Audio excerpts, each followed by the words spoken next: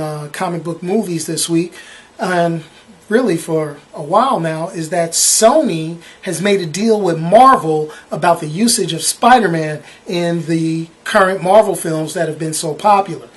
What you may not know is that recently, the last couple of Spider-Man movies, the reboots, the last one had Jamie Foxx, well, they didn't do particularly good. So, Sony has been losing money, and a lot of the fans have been saying, hey, we want Spider-Man back where he belongs with the rest of the superheroes. In the comic books, Spider-Man's an Avenger, but not so much in the movies. Well, Sony has worked out a deal where they've gotten with Kevin Feige of Marvel Productions, and he'll be helping produce the next Spider-Man movie, as well as Spider-Man making an appearance in Captain America Civil War and in the future Avengers Infinity War movies. They've done a big adjustment to the movie entertainment schedule to accommodate for this, and this is something that every fan has been looking forward to seeing. On the heels of Sony's announcement that they're going to allow Spider-Man to be inside the Marvel movies, Avengers 2 Age of Ultron is coming out in May. This is going to be one of the greatest movies ever. That's how everybody's been playing it as far as the fanboys in the universe. But let's see. This is going to be a pretty big movie for the Marvel Cinematic Universe, considering a number of the headlining stars are coming towards the end of their contracts. Now, Robert Downey Jr. said he's going to make a real big announcement in the next few days, and I'm looking forward to seeing it, but I could kind of make a little guess for it to be, hey, he's going to sign on for a little more movies, because he's been kind of the linchpin holding a lot of this together, being a very successful piece of the cog that draws everyone to these movies. As we've learned from this past summer, Guardians of the Galaxy, which didn't have any other connection to the Marvel movies other than the Infinity Gems, which we now know from Marvel's release is going to be part of a two-part movie coming later on.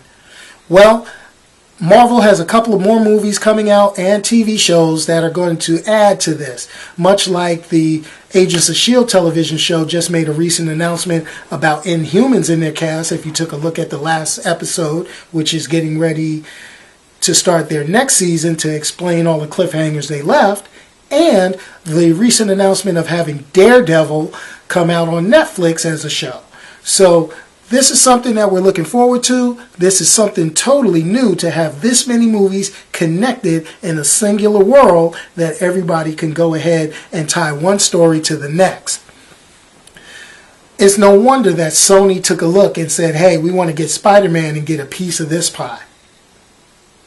Fantastic Four gets released in theaters this summer. This, though technically a Marvel comic books property, is a production by Fox. Fox has produced two unsuccessful versions of the Fantastic Four in live-action films in the past. This one has been followed by a little bit of controversy. Number one, the basic story of the Fantastic Four has been changed, which is most closely following the Ultimate line of comics that's been produced by Marvel, but with a few key changes.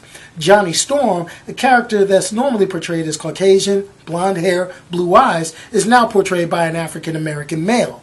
Also, the other thing is there's been changes to the Fantastic Four's iconic costumes, where the costumes these people wear in the movies have been referred to by the actors as containment suits.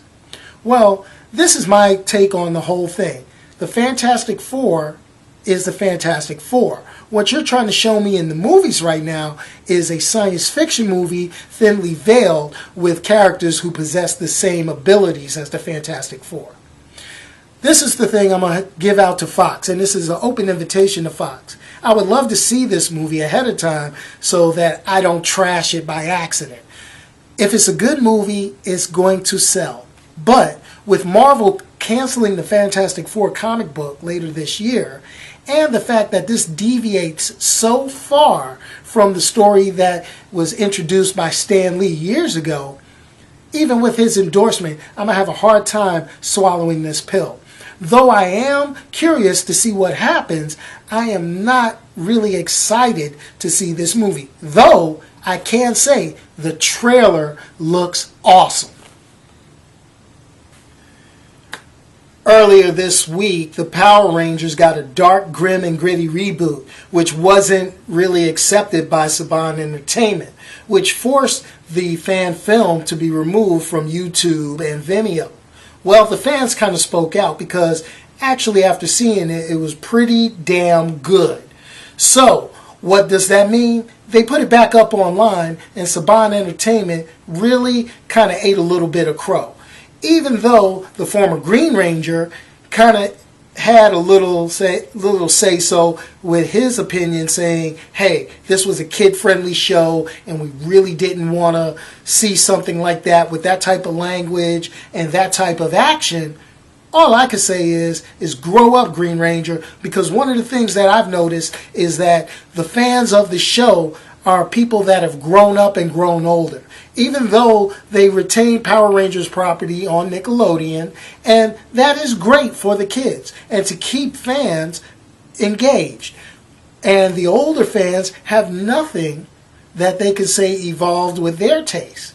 But this was something that could. So, Saban Entertainment, this is a little challenge out to you. Why don't you go ahead and embrace the dark and gritty reboot and maybe make a little money off of it? I'd talk to the person that made that fan film if I were you.